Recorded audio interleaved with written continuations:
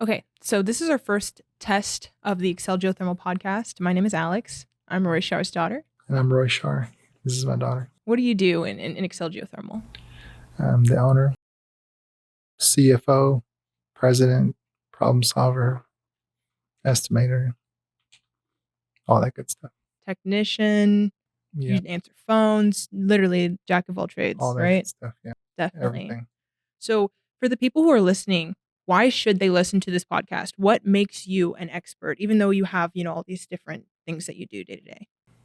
I guess just really, it's my experience. I think that people who are interested in geothermal and want to know, um, this is going to kind of be our way to get knowledge out to them and things that they can, listen to, over again if they like to. Knowledge that people wouldn't normally have unless they had an audience with me. So not everybody has the ability to, get an appointment with me or sit down with me unless they're buying a system or unless they're wanting a system. And so people who just want common knowledge of how the systems work and um, and how it's advanced over the years and all the different aspects of it, they can get firsthand information from me. Um, I've got a lot of years of experience, and so I've got a collective knowledge, and so it's a situation where I can share that with people here as well. So. Definitely. So, Mm-hmm. a lot of people who are listening are likely like extreme beginners, probably have like only heard of geothermal in passing. So, if you had to describe to a 5-year-old what geothermal is, how would you go about that? Like, how would you describe that? Right. Well, yeah, it can be explained in different ways. I try to, sometimes I try to gauge people's uh, experience level once I do start talking to them. This is a little different scenario because the audience, I don't know who the audience is, but they may be able to, maybe a range of someone from, just starting buying a new house or someone who's, already had it for 15, 20, 30 years and might want to upgrade. But so what I try to do is just gauge the audience. But there's a lot of different ways to explain geothermal, how it works and how it can be installed and these different aspects. So I think with this, we can, I can certainly do a, geothermal 101 scenario where I can, share the basics of it and then, go all the way through with someone runs really technical information as far as, calculations and things that are, way beyond the capacity of a normal person who wants to understand geothermal. So there's a wide range, but I think that if I wanted to explain geothermal 101, it would be a transfer of energy instead of using gas or electricity to create energy. Basically, it's a transfer, and that's kind of the basics of geothermal. Okay, so you said instead of using like energy or gas. So Yeah. conventional would be what would use energy or gas. Geothermal correct. is more of the transfer of energy. Correct. So like if you could describe that specific difference, like how would you go about that? Well, it's if I think most people can relate to cars, even young people. On a car that uses gas, you've got to go to the pump, and you've got to basically put gas in that thing, and that's what you use to create the energy to move the car. But if you take an electric car, for instance, then what you're doing is instead of using a source to create the energy, you're basically connecting to something that has all its existing energy already and just transferring it to the car. And once you transfer it there, then you use it to, move around or move people around and move, cargo around and whatnot. So, yeah, that's kind of the difference on a basic scale. Mm-hmm. Wow, okay. Yeah. So just knowing a little bit more about you, I acknowledge your expertise in the area of geothermal because you've been doing this for 25 plus years. So just in your own experience, would you consider yourself a pioneer for geothermal? And even more specifically in Texas or in Dallas? Well, I've been told that this company is a pioneer for geothermal in the Dallas area as far as cultivating a culture of people who are looking for it. As far as a pioneer in geothermal itself, there's a lot of people who come way before me, and they've used the technology that was existing then. I think I'm in a fortunate scenario where I was able to transition from a geothermal system that was basic and rudimentary and and worked, but it was efficient, but it wasn't what it is today. I think today the systems have gone way beyond in technology and way beyond in capacities, and there's so much in these systems, the new systems now, that didn't exist back then. I didn't have any involvement in developing that. Just companies and people who were good at that. They did that. Now, if I pioneered something, I think I could say that I've pioneered a reliable and simple way to install geothermal systems, because I think a lot of people think that geothermal systems should be complex and should be very they should be very hard to install, hard to service. It's not. So if you install something like a geothermal system that is semi-complicated, but you install it simple, then it's easy to use. It's easy to repair, things like that. So something I might have pioneered that no one else has, not on a scale that this company does, is an all.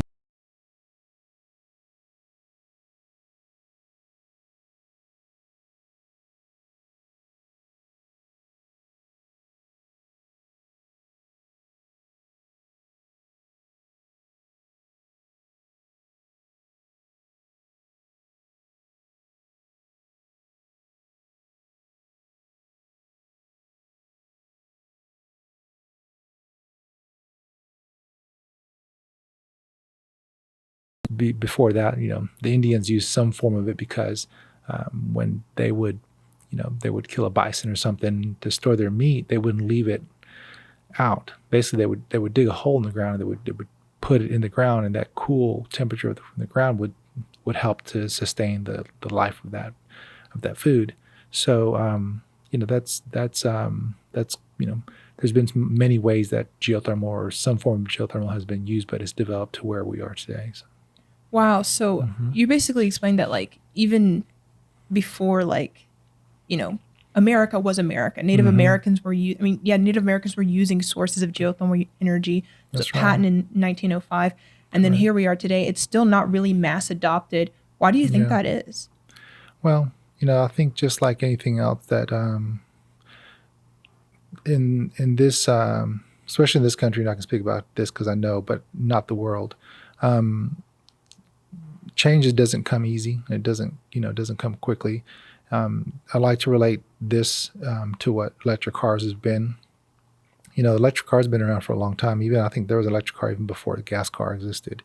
There was an electric car, and so the thing about getting away from a conventional type scenario where you have an AC unit outside instead of having the geothermal piping in the ground is that when you have industries and people like say the gas company, oil and gas company, they profit very much, and there's a big interest in keeping that going versus going electric vehicles. So in that aspect, when you have the same scenario, you have massive companies that are dedicated to building conventional AC systems. No one really wants to give that up. And so it just takes, it takes people like us who are very interested in installing the systems and, and want to succeed at something like this, then we can make changes and make it available, make it affordable, make it, something like what we're doing now as far as this podcast, getting information out to people so they can see how good it is and give them the opportunity to make a choice. Do they want to use what's been used for the last 100 years? Or do they want to use what is good for the environment, good for energy savings, good for longevity, all these benefits, if they want to do that, if they want to use that now. And so right now, the industry, as far as geothermal, of all the systems sold in the United States, I think that something like around 3 to 4% is geothermal. Of all, if 100 units are sold in the United States, only 3 or 4 may be geothermal. But that's been changing because in the last, probably about 10 years ago or so, it was about 2%. And so it's getting traction. I think that a lot of times the hindrance that people, have sometimes when it comes to installing a geothermal system, using that is the cost. And it costs a lot more than a conventional AC system. And so in that aspect, that's where we've been able to provide methods here in this company in order to reduce the price of the installation of the systems to be able to provide them for more people who want to try to afford them. So, and that's owning the drilling rigs, that's having all these things in house. So that's really helped. But it's, a lot of times also too, is just people having knowledge. I get asked all the time, they're like, oh, so what do you do for a living? I explain to them and they ask them, how the systems work. And they're like, oh my gosh, that sounds so good, but I wish that I would have known because, last year or 2 years ago, I built a brand new house, but I put conventional systems in and I don't want to, just take those out and put a new system since I already paid. So that scenario. So I think it's, a lot of times just people don't know that the system's available to really be able to say yes or no. It's like, if you go to a car dealership and they sell electric vehicles and gas vehicles, but you go to the car dealership and you don't know that electric vehicles are available, you only think gas, and then, okay, so you buy the gas, but then when you realize you could have saved money on, not having to buy fuel and things like that, then you'd be like, oh, I wish I would have known. So at least I could have said yes or no to one or the other. So yeah, I think those are some of the reasons why it's kind of been slow to take traction. But we install hundreds of units a year. When I first started industry, I would say probably if we installed 25 units in a year, that would have been a lot. But that was back in the 90s. But now we install hundreds, but hopefully soon we'll be installing thousands. So, wow. That is really inspiring and really informative. And I do know you have a meeting to get to. You're a really busy guy being the owner of Excel Geothermal. Yes, so if there's anything that you wanted to leave the listener with that they should know, or like you think would be just something that they should hear about geothermal, what would it be? Well, I think maybe about geothermal, there's a lot of benefits for using it, but I think just like anything else in life, I think education on something is the most important thing, so you can make an educated decision. So I'd say that the reason for this podcast, but the best thing to do is just be educated on anything. When you buy a vehicle, or when you buy an AC system, or you build a house, or or you want to sign up with an electric plan, or whatever, just educate yourself on what it is you're wanting to do, and then that way you can make a good educated decision. I think that's what this podcast is going to be about. Excellent. Well, thank you so much for joining us. Of course, yeah. Well, thanks for joining me. Thank you for, entertaining and also educating our listeners. And we will see you guys next time. I'm Alex. I'm Roy. And thank you for listening to the Excel Geothermal podcast. See you.